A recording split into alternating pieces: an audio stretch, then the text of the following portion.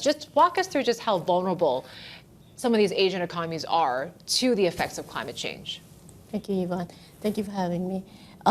The climate battle is going to be won or lost in East Asia and Pacific. This region accounts for 30% of the global population, 30% of GDP, but 60% of GHG gas emissions globally, and 60% of the marine plastic that is mismanaged is in this region. So we have to tackle climate change. The race to net zero is anchored in East Asia, and this is a race that no one will win until everyone crosses the finish line. So here in East Asia, IFC is anchoring a lot of our work to help the region build back in a greener, resilient, and more innovative way. And so a lot of our work going forward is going to be focused on these two pillars of development. How do you arrive at this figure of 132 million people living in extreme poverty because of climate change? Well, we've seen that many of the countries in this region are highly vulnerable to climate because of long coastlines, for instance, in Vietnam, Philippines, in the Pacific, which are island nations. And with the rising sea temperatures, you see erosion in coastal lines. And therefore, more and more people are going to either have to lose their livelihoods and therefore migrate, or be forced to migrate. So that's how we arrived at some of these numbers. Yeah, Kim, that then brings up, the issue of who does the heavy lifting, because disproportionately, as you've outlined, it's this part of the world that gets hit, or the poorer countries that get hit. At the same time, though, some big countries like India and China would then push back and say it's developed markets that actually should carry the burden of this cost. How much money is needed, really, and where should that money go, specifically, more urgently, to address that immediate impact, to prevent, of course, that poverty line that you just mentioned there? I think it's, as I said before, it's a race that we all have to win together. And I think the investment opportunities are there. We estimate there's up to $21 trillion of investment opportunities or investments that are needed to address climate change in the next 20 years or so. And the types of investments and the types of solutions that are needed will vary from country to country, whether it's a country that is contributing to emissions or it's a country that is suffering from climate change. So what are sort of the investment implications then around COP26, for example? You mentioned how it's quite different by country to country, but whether you have India pledging to go net zero, you have talks of green energy, reducing methane. What are some of the themes that you're looking at? So we're looking at renewables. And one example that we recently committed was a project in the Solomon Islands called the Tina River Project.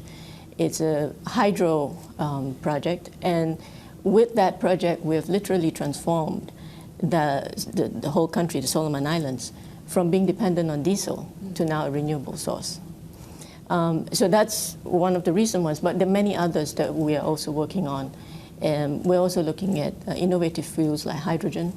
And we're also tackling the climate issue from different angles, right? There's the energy piece, there's the transportation piece, there's also the cities, agriculture, and heavy industries.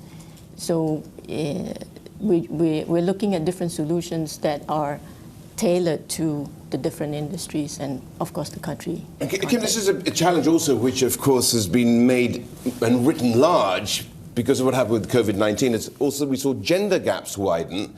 That's something you've got to address here too. It's also something I think that you're suggesting also will widen unless we do something about climate and climate financing as well. The trick surely has to be to get the private investor, private side of things involved in order to create incentives and create a virtuous circle. Absolutely.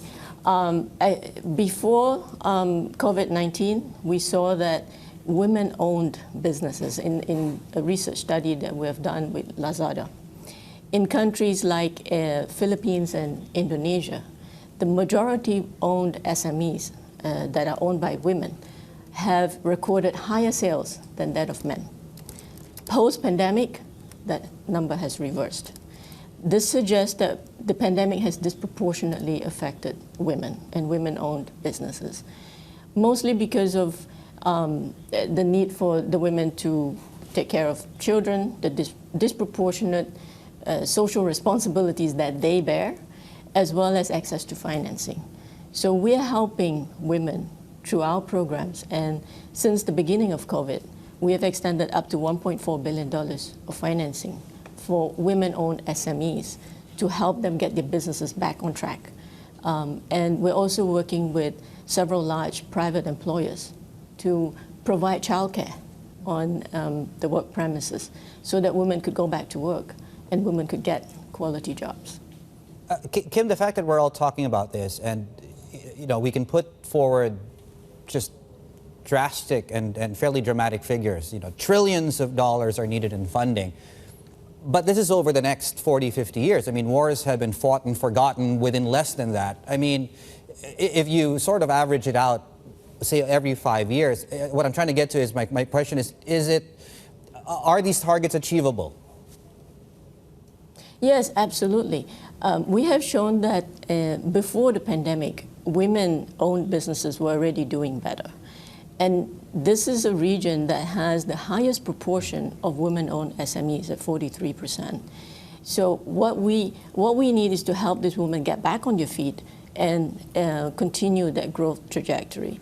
We're very confident that these targets can be achieved through access to financing, access to healthcare, and closing these gender gaps. And women in this current region has also been able to access financing more easily than other regions, but that doesn't mean that the financing gap has been met. So we at IFC and our partners are trying to help close this gap.